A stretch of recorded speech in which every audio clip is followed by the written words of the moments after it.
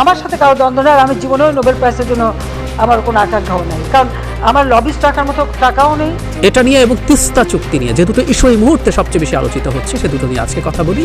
দায়িত্ব বিমোচন করলাম তো আমি আজকে 41.6 ভাগ থেকে নামিয়ে আমি 18.7 ভাগে নামিয়ে নিচ্ছি এই মাত্রই 15 বছরে। দেশ বিক্রি হয়েছে, দেশ বিক্রি হয়, দেশ বিক্রি কীভাবে হয় আমরা আসলে এখন সাক্ষী হচ্ছি, খুব স্পষ্টভাবে আমরা সব কিছু দেখতে পাচ্ছি। এরই মধ্যে এমন একটা খবর আমাদের সামনে এসছে, এখন পর্যন্ত সবগুলো গণমাধ্যমে খবরটা প্রকাশিত হয়নি, একটা অনলাইন নিউজ পোর্টালে আমি খবরটা দেখেছি, যে বিষয়টা নিয়ে আজকে কথা বলবো।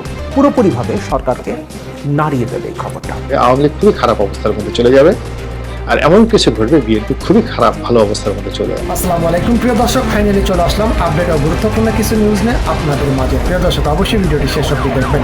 দর্শক, আপনাদের কাছে ছোট্ট একটি অনুরোধ, দেশ এবং দেশের বাইরে হলে কমেন্ট বক্সে লিখে জানিয়ে দেবেন, আর চ্যানেলে নতুন হলে সাবস্ক্রাইব করে পাশে থাকা বেল বাটনটি অবশ্যই অল করে দেবেন, কারণ পরবর্তী আপডেট নিউজ সবার আগে পাওয়ার জন্য প্রিয় দর্শক আর অবশ্যই একটি লাইক। প্রধানমন্ত্রীর সংবাদ সম্মেলন ছিল গতকাল। উনি যা করেন সবসময়, একটা বিদেশ সফরের পর একটা সংবাদ সম্মেলন করেন, একটা বিবৃতি পাঠ করেন, এর মধ্যে গুরুত্বপূর্ণ কথা থাকে, খুনসুটি থাকে, তোষামদি থাকে। কিন্তু গতকাল উনি যা যা কথা বলেছেন নানা প্রসঙ্গে, আমি মনে করি তার চিন্তা, তার অবস্থান বোঝার ক্ষেত্রে অনেকগুলো গুরুত্বপূর্ণ কথা আমাদের সামনে হাজির হয়েছে। এ কারণেই আমি ওনার এই সংবাদ সম্মেলনে বেশ কিছু ইস্যু আছে, সেগুলো নিয়ে আমি আসলে একটা এপিসোডে সব কথা বলছি না, এটা অনেক দীর্ঘ হয়ে যাবে। সো আমি দুটো এপিসোড করব। আজ প্রথমটি, এর মধ্যে দুটো ব্যাপার একটু কভার করার চেষ্টা করব। সেটা হচ্ছে উনি ট্রানজিট নিয়ে, আবারও বলছি, আগেও বলেছি, এটা ট্রানজিট না, এটা আসলে করিডোর, কিন্তু উনি ট্রানজিট শব্দটা ব্যবহার করেছেন এটা নিয়ে, এবং তিস্তা চুক্তি নিয়ে, যে দুটো ইস্যু এই মুহূর্তে সবচেয়ে বেশি আলোচিত হচ্ছে, সে দুটো নিয়ে আজকে কথা বলি। নেক্সট দিন উনি ডক্টর ইউনূস নিয়ে দীর্ঘ একটা সময় কথা বলেছেন, আমি সেটা নিয়ে কথা বলতে চাই, এবং দেয়ার আর সাম আদার ইস্যুস, এগুলো নিয়ে একটু কথা বলবো। একটু গৌণ খবর, সেটা হচ্ছে খুনসুটি হয়েছে, গান গাইতে বলা হয়েছে। এখানে একজন সাংবাদিক ছড়া বলেছেন, তিনি এটাকে সুর দিয়েছেন, গান হতে পারে, এবং স্তুতি ছিল, মানে প্রশ্নের চাইতে স্তুতির পরিমাণ যা থাকে সব সময় বেশি থাকে। মানে এই জিনিসগুলো আমাদের একেবারে খুব সুন্দর মতো প্রিজার্ভ করে রাখা দরকার আমাদের আর্কাইভে। কোনো একদিন গণতান্ত্রিক বাংলাদেশ হবে, বিশ্বাস করি, and I believe and I hope এটা খুব বেশি দেরি হবে না, সেদিন এগুলো ডকুমেন্ট হয়ে থাকবে, এবং সারা পৃথিবীতে পড়ানো যেতে পারে কিভাবে একটা স্বৈরাচারী ব্যবস্থার অধীনে মিডিয়া কিভাবে অপারেট করে। আমরা ভারতের গদি মিডিয়ার কথা বলি, ভারতেরটা যদি গদি মিডিয়া হয়ে থাকে, এটা কি মিডিয়া আমি আসলে জানি না, এটা বহু বহু টাইমস ওর তুলনায় গদি হয়ে গেছে। যাই হোক, মূল আলোচনায় আসি। মূল আলোচনায় আসার ক্ষেত্রে আমি একটু যেটা বলতে চাই সেটা হলো প্রথম ট্রানজিট নিয়ে। প্রধানমন্ত্রী কি বলেছেন কতগুলো উক্তি, এবং উনি খুব ক্ষুব্ধ হয়েছেন যখন ট্রানজিট, ওনাকে প্রশ্ন করা হয়েছিল যে দেশ বিক্রি করে দেওয়ার আলাপ করা হচ্ছে। উনি খুব প্রথম পরিহাসের সাথে বলার চেষ্টা করছিলেন যে দেশ বিক্রি কীভাবে হলো, কী দিয়ে মাপবে, পাল্লায় না ইলেকট্রনিক স্কেলে, ইত্যাদি ইত্যাদি। এই দেশ বিক্রি শব্দটাও আসলে ঠিক না, একসময় বিক্রি বলা হতো, এখন যে দেশ বিক্রি হয়, মাঝে মাঝে হতে পারে আপনি আপনার দেশ বিক্রি করে কিছু পেলেন যেটা দেশের মানুষের কাজে লাগলো, তা হচ্ছে না। ইনফ্যাক্ট বহুবার আমরা বলেছি, দেশ বিক্রির মাধ্যমে আদতে যা হচ্ছে সেটা খুব স্পষ্ট, আওয়ামী লীগ কিছু গেইন করছে, আওয়ামী লীগ তার ক্ষমতা টিকিয়ে রাখতে পারছে, কিন্তু দেশ বিক্রি হয়ে যাচ্ছে, সত্যি হয়ে যায়। এবং দেশ বিক্রি তো আসলে আক্ষরিক অর্থে হয় না। এবং যে সাংবাদিক এই দেশ বিক্রি নিয়ে ছড়ার কথা বলছিলেন, সেখানে আরেক, মানে যে ছড়াকার, ওই ছড়ালাকারকে এই স্বৈরাচারী রেজিমের পক্ষে ছড়া লিখতে এখনও দেখা যায়, তিনি কিভাবে ওই পাল্লা পাবো ফান করে লিখছেন। মানে দেশ বিক্রি মানে মেটাফরিকলি কি, এটা আমরা সবাই বুঝি। আওয়ামী লীগ এই কাজটা এক্সক্লুসিভলি করছে গত অন্তত 14 সালের পর থেকে। যাই হোক, ট্রানজিট নিয়ে প্রধানমন্ত্রী যা বলেছেন সেটা নিয়ে আমার কিছু পাল্টা বক্তব্য আছে, অন্তত আমি আমার দ্বিমতের জায়গাগুলো বলবো। ওনাকে যখন জিজ্ঞেস করা হয়েছিল ট্রানজিট নিয়ে, তখন বলা হচ্ছে যত ছোট হোক এটা আমাদের সার্বভৌম দেশ, সেই সার্বভৌমত্ব রক্ষা ও স্বকীয়তা বজায় রেখে বন্ধুত্বপূর্ণ সম্পর্ক রেখে কাজ করছি। সরাসরি নিজের পণ্য পরিবহনের সুযোগ দেওয়ার এবং সেগুলো নিয়ে যে সমালোচনা হচ্ছে সেগুলো যৌক্তিকতা নিয়ে তিনি প্রশ্ন করেছেন। তিনি প্রশ্ন করেন একটা দেশের সঙ্গে আরেকটা দেশের ট্রানজিট দিলেই বা ক্ষতি কী? ইউরোপের দিকে তাকান, সেখানে কোনো বর্ডার নেই, তাহলে কি এটা এক দেশ থেকে আরেক দেশের কাছে বিক্রি করে দিয়েছে? তাহলে সাউথ এশিয়া আমরা কেন পিছিয়ে থাকবো? আমি সবগুলো কথা জবাব দেব। আর একটু পড়ি। দেশের মানুষের কল্যাণের কথা মাথায় রেখেই ভারতের সঙ্গে রেল সংযোগ বাড়ানো হচ্ছে বলে জানান তিনি। ভারতের সঙ্গে উনি কোট আনকোট বলছেন, আমরা এখন এটা ওনার বক্তব্য বলছি। ভারতের সঙ্গে রেল সেগুলো এতদিন বন্ধ ছিল, সেগুলো আস্তে আস্তে খুলে দিচ্ছি, তাতে আমাদের ব্যবসা বাণিজ্য সহজ হচ্ছে তিনি বলেন। তিনি আরও বলেন, এই যে আমরা সমস্ত যোগাযোগ ব্যবস্থা খুলে দিলাম, তাতে সবচেয়ে বেশি লাভবান হবে আমাদের দেশের মানুষ। তারা চিকিৎসা পড়াশোনার জন্যই যায় বা অন্য কাজে যায়, হাটবাজার করতে যায়, আমাদের ব্যবসা বাণিজ্যের ক্ষেত্রে তো আরও উন্মুক্ত হবে। উনি এই কথাগুলো সাংবাদিকদেরকে বলেন। আচ্ছা, প্রথম ইউরোপের প্রশ্নে আসি। ইউরোপিয়ান ইউনিয়নের কথা উনি বলছেন। প্রথম কথা হচ্ছে, ইউরোপিয়ান ইউনিয়ন কি বাংলাদেশ ভারতের মতো তাদের স্ট্যাটাস? ইউরোপিয়ান ইউনিয়ন মোটা দাগে একটা ফেডারেশনের মতো, মোটা দাগে বলছি, স্বাধীন দেশ আছে, কিন্তু এর মধ্যে অনেকগুলো লিগ্যাল ফিনান্সিয়াল ফ্রেমওয়ার্ক হুবহু একই। মানে ওটা আসলে এক দেশ না, মোটা দাগে, আমরা এত টেকনিক্যালি ঢুকছি না আলোচনায়, মোটা দাগে ওটা একটা দেশের মতো ইউনিট হিসাবে কাজ করে। ওখানে অভিন্ন মুদ্রা আছে। ব্রিটেন অবশ্য যখন ছিল তখন তারা ইউরোকে মেনে নেয়নি, তাদের পাউন্ড জারি রেখেছিল, কিন্তু এছাড়া সব দেশে কমন মুদ্রা আছে, ফিনান্সিয়াল সিস্টেম, আইন, সব কিছুর মিল না হলে এটা হয় না। আমরা জানি ইউক্রেন 14 সালে, এর আগে থেকে তারা চাইছিল ইউরোপিয়ান ইউনিয়নে যুক্ত হতে, অ্যাকসেশন একটা ট্রিটি আছে আগে, সেটা তাদের হয়েছে। তার মানে আপনি প্রথম আপনাকে নেয়ার আগে আপনার আইনও সংস্কার, ইউরোপ যে স্ট্যান্ডার্ডের মানবাধিকারের কথা চিন্তা করে, সে যে স্ট্যান্ডার্ডের ফিনান্সিয়াল সিস্টেম সে চালু রাখে, এই সবগুলোর সাথে কনফর্ম করবে এরকম লিগ্যাল ফ্রেমওয়ার্ক আপনাকে তৈরি করতে হবে, তার মতো হতে হবে। নাম্বার 2, ইউরোপে কোনো দেশের সাথে কোনো দেশের, মানে এটা এরকম না যে ইউরোপে ঘিরে থাকা এক দেশকে আরেক দেশের মধ্যে দিয়ে, ইউরোপেরটা জেনুইনলি, যদি ট্রানজিট শব্দটা ব্যবহার করেন, এটা ট্রানজিট, আপনি এক দেশ ক্রস করে আরেক দেশে চলে যেতে পারেন। মানে প্রায় এই ট্রানজিট শব্দটা ব্যবহার করে, আমরা সহজে বোঝার জন্য ট্রানজিট শব্দটা আমি অনেক সময় বলি, কিন্তু আসলে বাংলাদেশের ওপর দিয়ে ভারত যা করছে এটা আসলে একটা করিডোর। ভারত তার নিজ দেশের একটা অংশ থেকে আরেকটা অংশে যাচ্ছে, সুতরাং ইউরোপের সাথে কোনোভাবেই তুলনীয় না ভারতকে আমরা যা দিচ্ছি, নো ওয়ে, একদম কোন সোজাসাপটা কথা, তাই তো? ভারত আমাদের উপর দিয়ে আরেক পার্টে যাচ্ছে, তার নানান রকম কারণ আছে। এর মধ্যে একটা গুরুত্বপূর্ণ কারণ হচ্ছে, সে ধরে নিলাম আমরা চিকেন নেক বা শিলিগুড়ি করিডোরের সমস্যা নেই, কিন্তু আপনি কলকাতা থেকে যদি বন্দর থেকে জিনিসপত্র নিয়ে আপনি যেতে থাকেন, তাহলে আপনি দেখবেন একটা বিরাট একটা পথ ঘুরে তার উত্তর পূর্বাঞ্চলীয় যে 7টা রাজ্যেও আমরা কমনলি 7 সিস্টার্স বলি, সেগুলোতে যাওয়া অনেক লম্বা পথ, সময় লাগে, খরচ বাড়ে, নানান কিছু। আর বাংলাদেশের উপর দিয়ে চলে গেলে 20-25% মাত্র ওটার তুলনায় দূরত্বের মধ্যে আপনি পৌঁছে যেতে পারেন অনুযায়ী, রাজ্য অনুযায়ী। ত্রিপুরার মতো রাজ্যে তো ডিস্টেন্স খুবই কমে যায়, তো সেটা করছে না, এতে আপনার খরচ বাঁচে, বিরাট কারণ এটা ইটসেলফ। আর এবার আসলে তা হয় নাই, এবার ছিল পুরোপুরি যা করার কথা, সেগুলো মূলত আসলে তার সিকিউরিটির প্রয়োজন। প্রধানমন্ত্রী বলছেন যে এভাবে, আমি এই জায়গাটা আবার একটু পড়ি, মানুষের কল্যাণের কথা মাথায় রেখে ভারতের সাথে রেল যোগাযোগ বাড়ানো হচ্ছে, যেগুলো বন্ধ ছিল খুলে দেওয়া হচ্ছে। তারপর তিনি বলছেন, এই যে আমরা সমস্ত যোগাযোগ ব্যবস্থা খুলে দিলাম, তাতে সবচেয়ে বেশি লাভবান হবে আমাদের দেশের মানুষ। খুব আলোচিত একটা রেলপথ, দর্শনা চিলাহাটি রুট, এই রুটটার দিকে একটু ছবিতে আমরা দেখি। বণিক বার্তা রিপোর্ট করেছে, রেলপথ পুরনো, সক্ষমতার চাইতে অনেক বেশি ট্রেন অলরেডি চলছে, বাংলাদেশি ট্রেনের কথা বলছি, অথচ আপনি এর মধ্যে এটা দিয়ে দিলেন ভারতকে। আচ্ছা, এই রুটের কথা আমরা যদি চিন্তা করি, ভারতের ট্রেন বাংলাদেশ হয়ে এসে অন্য জায়গায় যাবে, চিলাহাটি দিয়ে বেরিয়ে যাবে। ম্যাপটা খুব মন দিয়ে খেয়াল করি, যখনই ওখান দিয়ে বেরিয়ে যেতে পারছে, ওটা কিন্তু চিকেন নেককে বাইপাস করতে পারছে সে।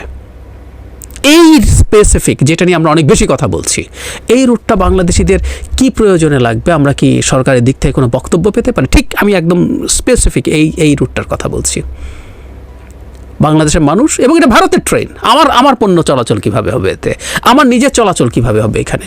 ভারতের ট্রেন ঢুকবে, ভারতের ট্রেন সরাসরি ওই দিক দিয়ে বেরিয়ে যাবে। এবং আমি যখন সফর নিয়ে আলোচনা করেছি, তখন বলেছিলাম, আগে ট্রেনটা ভারতের আসতো, থামতো, বাংলাদেশি চালক চালিয়ে বাংলাদেশ অংশে চালাতো, পরে আবার ভারতীয় চালক গিয়ে ওটাকে নিয়ে যেত। ভারতের ভেতরে। এখন এই রুটটা কিন্তু আগেও চালু হয়েছিল পরীক্ষামূলকভাবে। এখন ভারতের ট্রেন স্ট্রেট অ্যাওয়ে বাংলাদেশের মধ্যে দিয়ে ঢুকে চলে যাবে, মালগাড়ি যাবে, ওতে কি কার্গো যাবে তবে আমরা আসলে জানি না। এমনকি ভারতের পত্রপত্রিকা, আমরা এসব বলছি দেশে, কিন্তু ভারতের পত্রপত্রিকা তো স্পষ্টভাবে জানিয়েছে আমাদেরকে যে এগুলো এবার চিকেন নেক বাইপাসের জন্যই এই রেল কানেক্টিভিটিগুলো ভারত চাইছে। ভারতের পত্রিকা বলছে, দেখিয়েছে, দেখুন। তাই যদি হয়ে থাকে তাহলে কথাটা পুরনো, এবং এই কথাটা আমাদের মাথায় ঢোকাতে হবে, উইচ ইজ ভেরি ইম্পর্ট্যান্ট আমি মনে করি। সেটা হচ্ছে এগুলো করিডোর। যদি সাউথ এশিয়া এমন হতো যে কোনো দেশ থেকে আরেক দেশে কোনো রকম কোনো ব্যারিয়ার আর নাই, সবার আমরা নেপাল যেতে পারি, ভুটান যেতে পারি, যে কোনো তারা আসতে পারে, না, ওগুলো তো হয় নাই। একটা বিদ্যুতের লাইন করা হবে, সেটাকে জোর গলায় জনাব মোদি বলছেন, এবং দেখলাম প্রধানমন্ত্রী ঠিক একই রকম কথা বলছেন, না, হয় নাই কিছুই। সুতরাং এটা কোনো আঞ্চলিক ইস্যু না, সুতরাং ইউরোপের সাথে এটা কোনোভাবে তুলনীয় না। এবং এই কারণে আমরা বলছি, আগেও বলছি, বিশেষ করে এই রুটটা আমরা জানি না এখানে কি পরিবহন হবে।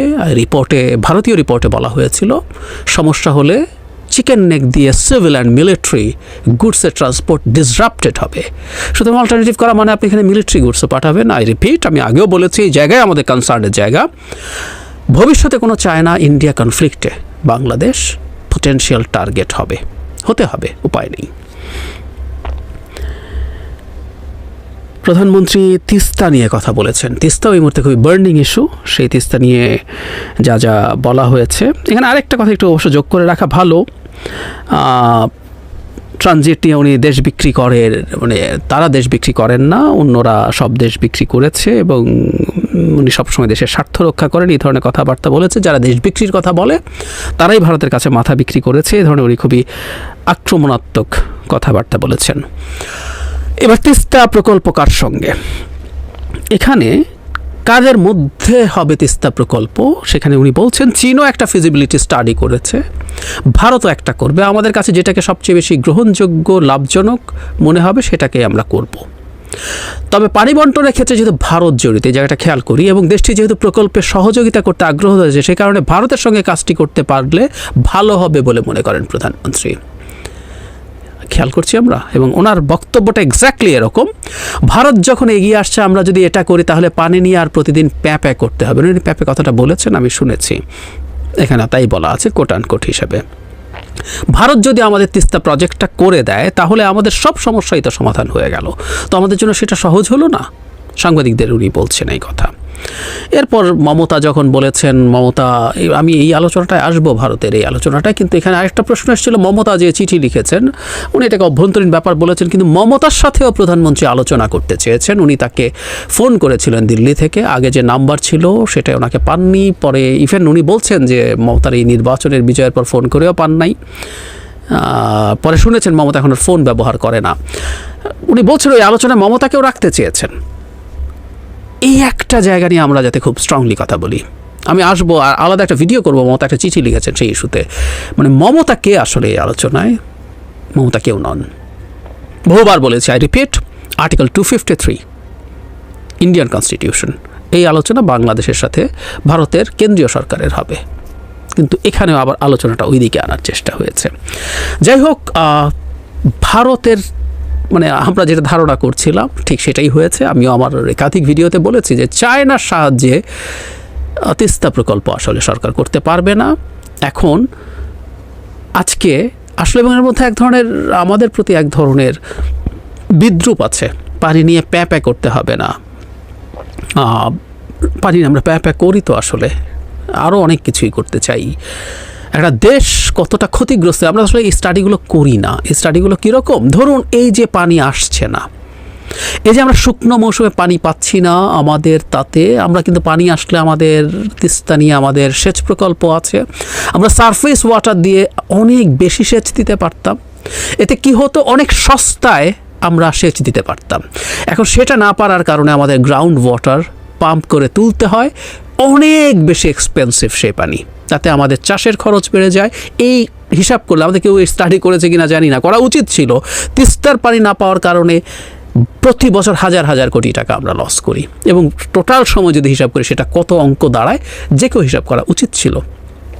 আরও জরুরি কথা, যখন আপনি সারফেস ওয়াটার পাচ্ছেন না, আপনাকে গ্রাউন্ড ওয়াটারের উপরে ডিপেন্ড করতে, আপনি ক্রমাগত আরও নিচে চলে যান, আপনার গ্রাউন্ড ওয়াটারের যে লেভেল সেটা নিচে নামতে থাকে। এটা একটা বিরাট অ্যাসেট, আপনি সেই অ্যাসেটটা আসলে আর পান না। শুধু তাই না, নদীর প্রবাহতে যখন পানি থাকে তখন সেটাও গ্রাউন্ড ওয়াটার রিফিলিংয়ে কাজ করে। অনেক অনেক সংকট আছে, অনেক অনেক সংকট আছে, মাছ আছে, আরও কত কি পরিবহন আছে। সব যদি হিসাব করেন এই চুক্তি না হওয়ার মাসুল আমরা কতটা দিচ্ছি। এখন প্রধানমন্ত্রী বলছেন পানি নিয়ে যেহেতু তাদের সাথে সমস্যা আছে, তাদের সাহায্যে যদি এটা হয়ে যায়, সাহায্য মানে তো ঋণ, ও ঋণ দেবে, ও আমাকে তো অনুদান দেবে না। ভারত যদি অনুদান দিয়ে এই প্রজেক্ট করে দেয়, আমি আরেকদিন কথা বলবো, আমাদের বিশেষজ্ঞরা বলছেন যে এখানে যে প্রজেক্টের কথা বলা হচ্ছে, প্রজেক্ট আদতে এখানে কাজ করবে না, সেই আলোচনা এখন ঢুকছি না, কিন্তু তাত্ত্বিকভাবে ধরে নিচ্ছি এই প্রজেক্ট কাজ করবে এবং এই প্রজেক্ট ভারত করে দেবে বিনা পয়সায়। স্টিল আমরা এটা নিতে পারি না। আমার পানির ন্যায্য হিস্সা পাওয়ার কথা, ভারতকে পানির ন্যায্য হিস্সা দিতে হবে।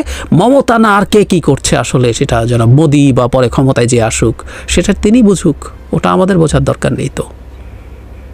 কিন্তু ভারতের সাহায্যে এটা হচ্ছে, এবং এবার উনি খুব স্পেসিফিকলি বলে দিয়েছেন, এটা আমরা ওনার এইটায় মানে এবারকার সংবাদ সম্মেলনে বুঝতে পারলাম।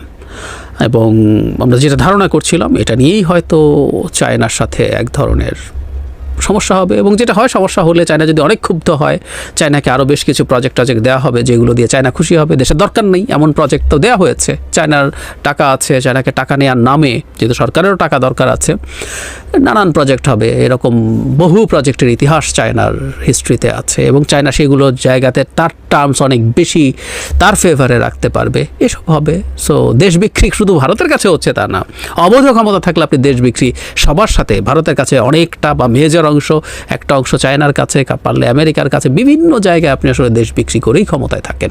ক্ষমতায় এভাবেই থাকা হয়, দেশ বিক্রি হয়। মানে দেশ বিক্রি বলতে আমি একটা পাল্লা নিয়ে ওই যিনি ওই ছড়া পড়ছেন যে এত বড় পাল্লা কোথায় পাওয়া যাবে, দেশকে তোলা হবে, আই এম সরি, মানে এইসব কথাবার্তাও বা এইসব কথাবার্তা কেউ লেখেন, একজন ছড়াকার, মানে মেটাফোর বোঝেন না, উনি আবার ছড়াকার হয়েছেন, উনি আবার আওয়ামী লীগের পক্ষে লাঠি টাঠি ধরেন।